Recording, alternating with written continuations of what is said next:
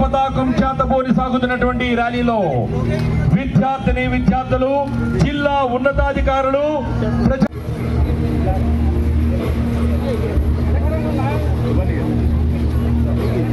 తిరంగా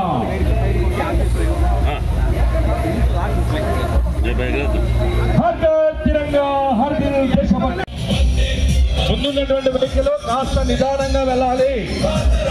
ఒక్కటే, కులాలు వేరైనా, మతాలు వేరైనా, వర్ణాలు వేరైనా, వర్గాలు వేరైనా, ప్రాంతాలు వేరైనా, భాషలు వేరైనా, భావాలు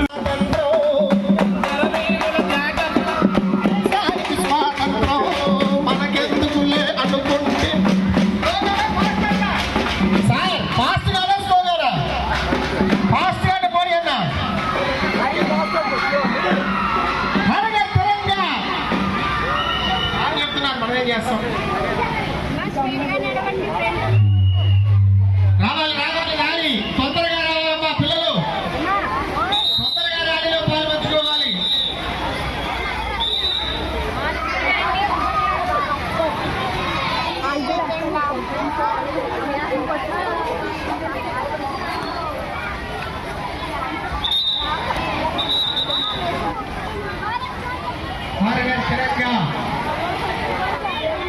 స్వాతంత్ర దినోత్సవం సందర్భంగా జరుగుతున్నటువంటి అవగాహన ర్యాలీలో ప్రతి ఒక్కరు కూడా పాల్పంచుకొని ఈ కార్యక్రమాన్ని జయప్రదంగా కోరుతూ రావాలి, కదలాలండి. అందరూ కదిలి ఈ కార్యక్రమాన్ని జయప్రదం చేయాలి. ఎందరో వీరుల త్యాగఫలం ఈ దేశానికి స్వాతంత్రం.